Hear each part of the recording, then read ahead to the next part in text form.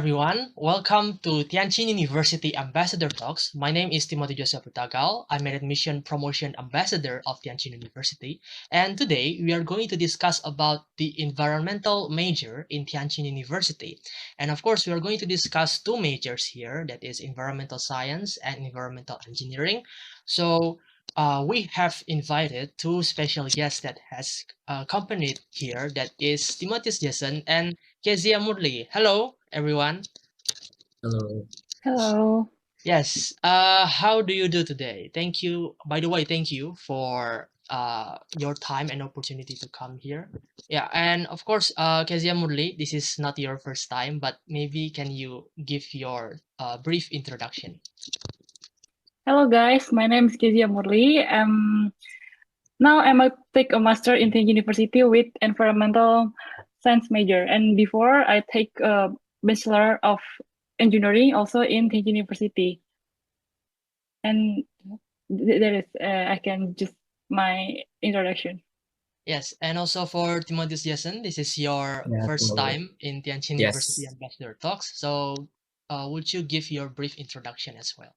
Okay, so hello all. My name is Timotheus Jason Emmanuel, and I'm an engineering and I'm an environmental engineering student of Tianjin University. Yes, and of course, right now we are going to start. Of course, we are going to have subtitles down here. Jadi ini semua adalah dari negara Indonesia. Jadi ini salah satu teman kita juga yang ada di Tianjin University. Dan khususnya nih, pertama boleh nih Timotheus Jason. Ini kan masih S1 nih ya di jurusan Teknik Ya. Lingkungan. Nah, pertama-tamanya nih pas pilih universitas, dari mana tahu tentang Tianjin University? Sebetulnya aku awalnya nggak tahu sih tentang Tianjin University, tapi kebetulan aku tuh pakai agen pendidikan gitu, dan Iya. Tianjin University ini adalah salah satu opsi yang dikasih oleh agen itu gitu. Dan setelah aku googling dan taunya bagus juga nih Tianjin University, salah satu top uni di Cina, dan ya udah kebetulan ada opsi teknik lingkungan, jadi ya udah deh aku coba Oh. apply di Tianjin University kayak gitu. Oh, berarti melalui agent ya? Berarti Ya. sekalian pendaftarannya juga sama agent berarti? Pas Ya, lagi. dibantu semua beasiswa dan lain-lainnya. Apply Oke. beasiswa dan lain. Ya, nah ini buat Kak Kezia ini kan udah S1, S2 di Tianjin University. Kira-kira awalnya nih Kak, pas pertama-tamanya deh, itu tahu Tianjin University dari mana nih? Oh, kalau taunya sebenarnya nggak sengaja ya, itu dari email dan awalnya sebenarnya udah mau ke Shanghai. Terus dapat email ada beberapa list scholarship. Terus coba, oh ini ada namanya environmental science di Tianjin, ya coba aja deh, peruntungan dapat nggak dapat gitu kan. Karena udah opsi terakhir seminggu sebelum pendaftaran itu udah kayak udah mau ditutup lah itu semua. Terus dapat, oh ya udah karena beasiswanya gede, nah ya udah coba ke sana dan pas lihat ini bagus juga nih gitu kan. Ya udah langsung pilih ke sana gitu. Oh ya, berarti awalnya nggak tahu terus tiba-tiba ada informasi Kak Kezia mepet juga deadline-nya. Ya. Nah, Timotheus Jason pakai agent ya. Nah, ini kita Iya. bicara nih ya jurusan environmental science sama engineering tuh mirip-mirip nih ya kan. Ada ilmu, yang satu teknik. Nah, buat Jason dulu deh. Kenapa pilihnya teknik lingkungan? eh Sebetulnya nggak ada alasan yang spesifik sih. Jadi sesimpel aku dulu SMA ngambil IPA, dan aku suka sesuatu hal yang ada hubungannya dengan lingkungan dan alam. Jadi ya udah coba aja deh. Kebetulan ada opsinya teknik lingkungan, jadi ya udah coba aja teknik lingkungan. Oke, ya. Kalau misalnya Kak Kezia sekarang kan udah dua-duanya nih S1 S2 ilmu lingkungan. Nah, awalnya nih kenapa nih Kak pilihnya ilmu lingkungan? Sebenarnya awalnya karena apa ya? Karena sebenarnya udah kepepet finansial gitu kan. Awalnya tuh udah mau ngambil finance and accounting gitu. Apply di Shanghai sama di Taiwan. Terus ternyata mereka beasiswa cuma parsial gitu kan. Terus ini menawarkan full dengan beasiswa, dapat uang jajan apa segala. Terus ya udah coba aja gitu. Karena sebenarnya kepepet sih. Ternyata pas udah ngejalanin enjoy aja gitu. Oh iya, berarti Kak Kezia sekarang pakai beasiswa apa nih Kak? Pakai Chinese Government Scholarship sama kok kayak satu. Oh iya, oke. Nah, ini buat Jason sama Kak Kezia juga sekarang kan mengalami ya, sekarang kuliah online. Pada awalnya kita dapat admission gitu kan, kita sama-sama kuliah online. Kira-kira Perasaannya gimana nih pertama kali harus kuliah secara online? Nah, boleh Kak Kezia dulu lah. Awalnya bingung sih, maksudnya nanti gimana ya, ada yang namanya eksperimen juga kan, Iya, ada lab, terus nanti konsultasinya gimana, terus kan pasti jamnya ya walaupun cuma beda sejam kan tetap agak ngaruh ya gitu. iya, Itu khawatir di situ juga. Cuman ternyata mereka seprofesional itu walaupun ternyata kayak oh ini baru-baru nih, baru pakai yang namanya online gitu. Mereka bener-bener profesional dan kalau ditanya fast respon gitu loh. Jadi iya. sebenarnya nggak masalah kalau untuk aku sendiri ya gitu. Oke, nah ini kalau buat Jason gimana Jason? Pertama kali Sebetulnya aku admission juga online. juga gak ada masalah sih. Jadi kebetulan kan sebelum aku dapat admission notice kan emang situasinya udah pandemi gitu kan. Ya, Jadi udah nyangka bakal online study gitu. Dan gak ada masalah sama sekali sih. Dosen-dosennya tuh helpful banget dan gampang dikontaknya walaupun kayak udah malam kita tanya tuh masih dijawab gitu. Ini Timothy suka nanya nih malam-malam nih. iya betul betul. Yalah kalau online kan, aduh kita kalau terlalu formal kayak pakai email kan nggak mungkin lah ya. Iya, Tapi iya. di chat pun kadang mau ya di chat pribadi gitu kan. Malam-malam Iya. di chat. Kayak dosennya pun nggak ada rasa komplain gitu kan. Yang penting kita lah yang tahu ilmu-ilmunya. Jadi di tiap mata kuliahnya itu.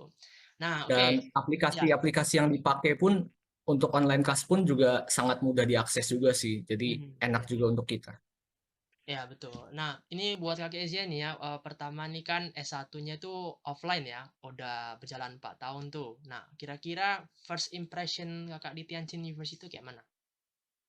First impression-nya pertama ternyata oh nih kampus gede ya gitu kan. Awalnya kan di yang old campus dulu kan daftar. Terus Ya, betul. ternyata di new campus ternyata oh ini gede banget ya, bagus banget. Terus Hmm, lihat orang-orangnya orang lokalnya juga ramah-ramah. Mungkin pertama kali ya, cuman iya, pas jalanin teman-teman kelasnya juga oke, orang-orang lokalnya juga oke kan bareng sama orang lokalnya kan. Nah itu iya, oke betul. banget. Terus guru-gurunya ya sih kayak dosennya gitu mereka helpful kayak nggak ngerti nih anaknya baru pertama kali datang kan beda lah yang namanya belajar Mandarin Iya, walaupun setahun gitu kan itu sama bahasa yang di kelas itu kan beda iya. mereka pelan-pelan nge-guide sampai tahun pertama itu bener-bener struggle cuman mereka tetap bisa memaklumi lah gitu jadi kayak Oh, iya. ternyata dosennya enak teman-temannya enak lingkungannya apalagi gitu. Berarti Kak Kezia dulu ambil Chinese Taught ya untuk jurusannya ya, yang Iya, S1? Chinese Start. Heeh, Oh, iya. karena kan namanya Chinese Government Scholarship semua pakai Chinese kan, jadi Oh, iya, oke. harus ambil gitu. Ya, oke. Nah, Jason, kayaknya kita iri ya sama Kak Kezia ya. Jadi kita Kak Kezia bisa bertemu teman-teman, kita jarang loh Kak. Ketemunya pas kelas aja kan. Nah, kalau Jason nih tengok kelas online-nya, tapi sebelumnya tengok tuh kan Tianjin University kayak mana. Nah, menurut Jason kayak mana first impression-nya juga? Yang pastinya univnya gede banget ya. Walaupun aku belum pernah ke sana langsung, tapi aku ngeliat di Google univnya tuh gede banget. Jadi kayak bagus banget gitu. Dan juga yang paling bikin amaze tuh dosen-dosennya itu tadi baik dan juga Ya, satu lagi ngasih nilainya tuh baik banget walaupun kayak ya. ujian aku ujiannya kayak agak gak bisa gitu tapi nilainya masih tetap lumayan lah dikasihnya. Jadi itu ngebantu kita banget yang online kayak gitu. Iya betul, soalnya pengalamanku juga kan jurusan aku sih chemical engineering kan, jadi ya nilainya kayak dikasih pur gitu, tapi ya nggak apa-apa lah, karena mereka maklum juga gitu kan sama kondisi kita online gitu kan. Nah, kalau Jason nih, pertama ini aku pas pertama kuliah online, ada nggak isu-isu yang dihadapi gitu kayak kelas online yang Jason alami lah? Nggak ada sih sejauh ini aman-aman aja sih. Ya, Apalagi bagus. kayak aplikasi-aplikasinya itu membantu kita Mm-mm. bisa playback ulang kelasnya dan lain-lain itu ngebantu kita yang online banget. Mm-mm. Nah nih kalau buat Kak Kezia kan sekarang kan master nih, kayak misalnya workloadnya lebih banyak lah. Kalau online nih kira-kira ada isu nggak? Maksudnya ada masalah gitu ya? Kayak misalnya masalah sistemnya, mungkin belajarnya agak terhambat gitu, ada nggak? So far sih enggak ya. Maksudnya kalau pelajaran-pelajaran yang kayak daily, mungkin yang kayak ada mata kuliah khusus gitu-gitu tuh nggak ada masalah. Cuman mungkin di bimbingan ya gitu kan. Biasanya kalau bimbingan kan enakan kita sebenarnya bimbingan udah dari semester 1 gitu loh, karena udah kan mereka permintaannya tinggi gitu kan. Nah, itu masalahnya kita nggak bisa ketemu langsung, jadi kurang efektif. Jadi mesti chat atau apa pakai grup. Untungnya mereka ini sih, maksudnya kan nggak semua murid-murid itu ada di dalam sekolah. Terus Iya. kita punya grup, sering bisa tanya-tanya, dan Lawsunya ini tuh gampang dikontak gitu. Untung dapet dosen pembimbing tuh yang gampang gitu. Jadi Iya. masalah ya dikit doang sih. Nggak, jadi kayak kurang dapet lah feel-nya kalau misalnya namanya bimbingan lah gitu. Iya, jadi dari sini kita bisa lihat kalau misalnya online itu Tianjin University udah siap gitu kan, punya sistemnya, punya akses yang baik, terus siswa-siswa secara internasional yang belum kembali ke Tiongkok itu, mereka itu bisa dibilang terjamin lah proses belajarnya itu nggak akan terganggu. Nah, memang sih kalau misalnya masalah yang lain itu, ya itu kan di luar dari apa namanya reach-nya Tianjin University, tapi guru-guru sama dosennya itu siap membantu. Nah, ini kita pengen tahu nih, audiens yang lihat jurusan antara ilmu lingkungan sama teknik lingkungan ini kan agak-agak beda tipis gitu ya. Nah, mungkin Kak Keja dulu deh. Menurut Kakak nih, studi ilmu lingkungan itu studi yang bagaimana, Kak? Kalau menurut aku ya itu dia lebih ke riset. Jadi kayak Hmm. kebanyakan kan kalau yang aku tahu ya, aku kan juga ngobrol sama anak yang engineering gitu. Nah, pas lihat mata kuliahnya ternyata mereka ke lebih aplikasi gitu loh. Maksudnya alat-alatnya lebih banyak, belajarnya gitu loh. Tapi kalau kita yang science itu kebanyakan neliti. Kayak misalnya environmental itu dari eh, kalau yang environmental economic itu seperti apa, kalau ekologi itu gimana gitu kan. Sedangkan aku lihat mata kuliah yang engineering tuh nggak ada yang namanya belajar sampai ekonominya gitu tuh nggak Oh, ada sih gitu. Jadi kayak lebih banyak di riset. oke. Berarti Kak Keja sekarang S2, research-nya apa nih, Kak? Kalau boleh tahu nih. Tentang air pollution, polusi udara. Oh ya, betul betul betul. Oke, jadi kebanyakan kalau science ya, apa environmental science tuh berarti mengenai research dan apa ya, nggak terlalu banyak aplikasi di engineering. Oke, nah kalau Jason nih Iya. sekarang, menurut Jason sendiri deh, secara akademik sekarang udah menjalani beberapa semester, kira-kira teknik Oke. lingkungan itu belajar apa aja sih? Sama sih kayak yang dibilang Kak Kezia, jadi kita lebih ke aplikasinya ya, aplikasi ke teknikannya dibanding ke ilmunya. Dan memang betul ekonomi itu, ekonomi lingkungan kayak gitu kita nggak ada sih di kita kayak gitu. Ya, Jauh ini itu sih yang aku tahu sih, belum banyak lah yang aku tahu. ya Lagi betul masih betul. online kayak gini. Heeh, soalnya kan kalau misalnya biasanya masih S1 kan masih belajar dasar-dasar ya kan, jadi Ya. masih belajar eksaknya gitu kan, matematika dan yang lain-lain gitu kan. Nah, menurut Jason nih kira-kira dosennya ngajarnya kayak mana nih? Karena kan ini masih dasar-dasar nih, mudah paham nggak Jason sama mata kuliahnya? Masih aman sih, masih aman-aman aja sih. Dosen-dosennya juga ngejelasinnya pun enak juga, simple, sistematis. Jadi kita kita pun eh, gampang lah paham memahaminya. Oke, nah ini buat Kak Kezia kayak mana performa dosennya, lecturernya? Performanya so far oke sih. Maksudnya kan sekarang itu aku masalahnya karena sebelumnya pakainya kan S1 pakai Mandarin ya, Iya, Chinese Stout. Nah, sekarang pakainya English Stout. Kenapa? Karena itu kemarin diminta pindah gitu sama international office-nya gitu. Terus iya. masalahnya kayak yang di mana lu udah terbiasa dengan bahasa Mandarin tiba-tiba pindah ke Inggris kan masih penyesuaian ya. Paling masalah di itu. Cuma so far kalau misalnya buat tapi anaknya gini, maksudnya mereka itu kalau ngajar ada yang pakai Mandarin, ada yang Inggris, jadi kan masih bisa adaptasi dan so far mereka enak sih gitu kan. Walaupun kan kadang namanya orang lokal pakai Mandarin itu kan ada yang kayak kebelit gitu loh, maksudnya kayak ada Ah, yang iya. kurang jelas kan. Jadi ya tetap belajar gitu aja sih. Oke, ya berarti masalah adaptasi karena perbedaan switch bahasa gitu ya. Ini kalau Ya, misalnya Kak Kezia sekarang apa English Taught itu syarat apa namanya syarat IELTS atau TOEFL-nya berapa tuh Kak? syarat IELTS-nya aku kurang tahu ya gitu kan. Nah, Tapi setauku mungkin 6,5 sampai 7 karena aku kemarin waktu S1 udah punya IELTS. Kemarin kan IELTS aku S1 tuh yang 2017 tuh 7 gitu. Oh, ya. Dan karena ini dipindahin gitu kan, mereka minta IELTS yang waktu S1 aja gitu. Ya, ini oke. Kalau misalnya Kak Geja ini kan awal-awalnya misalnya nih ya masuk master gitu kan apa ya? Butuh komitmen yang besar gitu kan karena kan melanjutkan kan yang lebih rumit lagi harus research banyak requirement-nya. Nah, itu menurut Kakak progresnya sekarang dalam studi master kayak mana nih? Progresnya so far apa ya, maksudnya lebih banyak-banyak komunikasi sama si dosennya aja gitu kan. Hmm. Sebenarnya tantangannya itu kayak ya emang mata kuliahnya nggak sebanyak S1, cuman kita bikin namanya tesis lebih susah dan kan rasa malas itu juga ada kan. Nah gitu kayak ini gimana ya gitu kan. Terus progresnya juga sampai saat ini oke sih, maksudnya riset-riset. Terus kalau ada kendala sedikit pun itu langsung tanya ke dosennya atau tanya teman segrup gitu loh. Ini gimana ya gitu tuh. So far sekarang masih belum terlalu banyak ya, paling baru 10%-an aja gitu. Karena kan itu mereka requirement-nya sampai tinggi banget dan bahkan waktu Iya. S1 si dosen nanya, "Kamu yakin mau S2 di sini? Kamu Nah, yakin?" Tuh nanya bukan sekali sampai 3 kali gitu kan. Jadi kayak, iya. oke, gue yakin gitu. Nah, itu jadi apa ya? Bahan nih kalau Jason juga kalau mau lanjut S2, nah itu mesti yakin dulu karena workload-nya lebih dan apa namanya ya? Kita mesti banyak konsultasi gitu ya sama dosen yang akan supervise kita gitu kan. Karena apa ya? Kalau saya sendiri pun juga rencana mau lanjut gitu kan, studi lebih tinggi. Cuman kayak masih belum ada gambaran gitu. Nah, Kezia udah kasih gambaran yang gini-gini.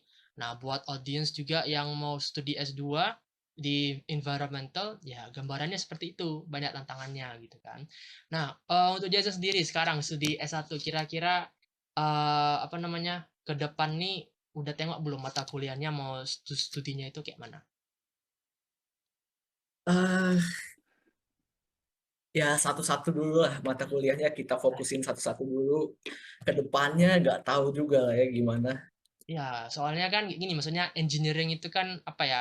Dia awalnya kita belajar eksaknya yang lebih dasar Iya, gitu kan. iya, iya. Nah, pas sudah masuk ke tahun kedua, sekarang kita semester 4 kan, tahun ketiga. Iya. Nah, itu lebih apa namanya ya? Fokus lagi gitu kan. Dan apalagi kita masih belum ada lab ya, apa yang mata kuliah lab gitu. Jadi kira-kira nih Jason kalau environmental engineering tugasnya sama ujiannya kayak mana nih? Apakah susah atau ada tentang tugasnya kayak mana?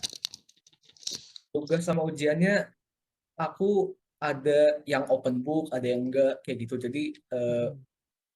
masih gampang-gampang aja sih. Enggak gampang juga sih, tapi maksudnya masih oke lah gitu. Kita masih bisa ngikutinnya dengan baik lah gitu. Apalagi eh, dosen-dosennya sebelum ujian tuh biasanya kan kayak ngasih semacam kisi-kisi lah gitu, semacam Iya, betul.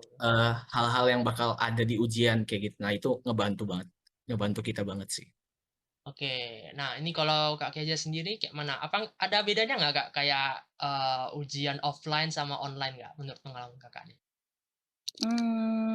Kalau dari pengalaman sebenarnya bedanya kayak kadang kita bisa kan mereka kayak ngasih platform gitu kan. Jadi kita ngerjain sesuka kita dalam waktu seminggu. Itu kan kita bisa lihat oh apa kayak ujian sebenarnya lebih gampang, ada yang Iya. oh ini tinggal nyalin aja, tapi ada yang kayak lo cuma 2 soal, tapi itu susah banget. Itu tuh ada yang Oh. kayak open book terus pak kita masih pakai 2 monitor jadi taruh kamera di belakang itu kan Hmm. lebih strict ya gitu lebih mereka strict sih gitu loh. Ah Lu ya. datang telat nggak boleh. Jadi kayak waktu itu tuh Oh. ada yang kayak telat 5 menit aja. Udah nggak boleh, lu tunggu di luar gitu. Lu nggak boleh ikut lagi.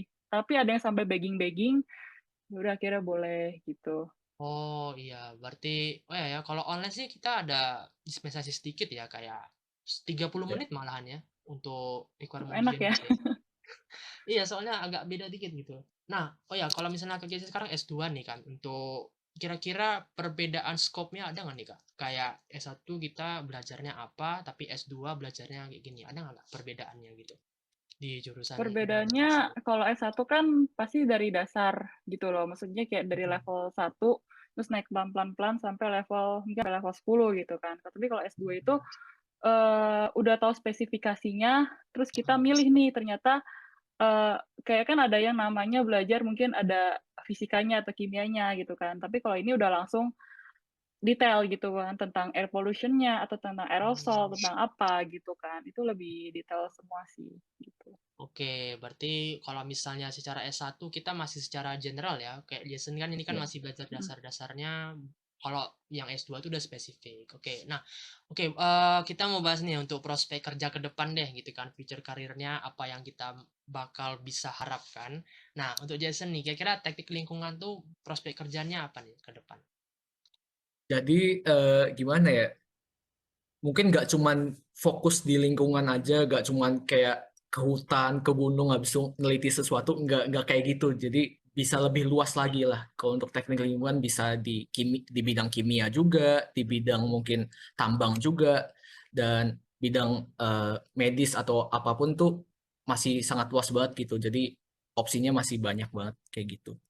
Iya, betul. Jadi, kalau misalnya dari lingkungan itu, ya engineering itu banyak, bisa versatile ke beberapa banyak bidang. Nah, untuk dari Kak Kezia nih, untuk environmental science, job prospeknya kira-kira ada bedanya nggak, Kak? Kayak misalnya lulus S1 langsung kerja, atau kita S2 dulu baru kerja, ada bedanya nggak, Kak, di job prospeknya? Sebenarnya sama aja gitu, Mhm. cuman kan namanya S1 kayak ambil teknik gitu kan, kayak nanggung ya gitu, ya lu masih S2, cuma kalau belum sampai S1 Oh, sebenarnya bisa gitu. Soalnya, iya. kalau kayak contoh nih, sorry ya sebut merek, Pertamina. Pertamina itu mereka nyarinya environmental engineering, nggak ada yang namanya environmental science, dan dosen aku ngomong, kalau prospek yang science itu tuh agak susah gampang gitu. Kalau engineering itu kan Iya, banyak karena mereka iya. bisa main Freeport, main di minyak gitu kan. Kayak yang kan aku kebetulan juga kerja kan. Aku kerja di apa namanya perusahaan China, dia tuh bergerak di bidang lithium gitu, Mhm, tambang iya. lithium gitu. Dan mereka eh, sedang nyari yang namanya bisa ngerjain di tambang gitu. Mungkin ya kayak engineering itu bisa gitu. Karena aku lihat Iya. bagian aku yang di bagian market analyst itu mereka bacanya semua kimia gitu loh, bener-bener purely kimia, entah lithium, terus CO3 gitu. Itu Oh bisa. ya, berarti kalau misalnya ada environmental science, kira-kira kayak lebih baik itu ya lanjut ya Kak ke S2 gitu ya, ke studi yang lebih lanjut lagi. Iya, menurutku lanjut karena teman-teman satu kelas semua lanjut gitu. Oh ya, ya, oke, oke, oke. Nah kalau engineering Jason ada rencana gitu nggak mau lanjut atau mau langsung kerja gitu? Gimana? Aduh, belum ada plan tim. Belum ada plan ya mungkin bisa lanjut entah di Cina atau di mana nggak tahu juga lah ya. Yang Oh penting ya. fokus dulu S1. Oke, ya itu audience tentang jurusan Environmental Science sama Environmental Engineering. Jadi ada perbedaannya, teman-teman bisa tengok di website juga, audience bisa tengok di menurut penjelasan dari Jason sama Kak Kezia juga, karena ya jurusan itu beda tipis dan mereka itu punya job prospeknya masing-masing. Dan juga tentunya kalau misalnya teman-teman ingin tanya lebih lagi, nanti ada kontaknya di description dan juga tentang jurusan ini akan ada beasiswa ya, beasiswa S1 sama beasiswa S2-nya, semuanya tertera di deskripsi. Oke, untuk terakhir nih sebelum kita mau mengakhiri, buat Matius Jason dulu deh, boleh berikan itu motivasi dan pesan-pesan dan ajakan buat kita semua untuk pilih Tianjin University. Ya kalau untuk motivasi apa ya? Yang Kayak, pastinya yang pasti kalau mau masuk ke Tianjin University ada banyak pilihan beasiswa yang bisa kita ambil dan eh, kalau pendapatku sih beasiswanya chance-nya cukup gede lah ya. Jadi coba aja apply dan eh, ikuti semua ketentuan yang dibutuhkan oleh UNIF dan hopefully bakal dapet sih gitu. ya betul. Nah, dari Kak Kezia nih. Dari aku buat teman-teman yang mau daftar, kayak aduh kok nilai gue kurang, terus minder gitu kan, prestasinya kurang, coba aja.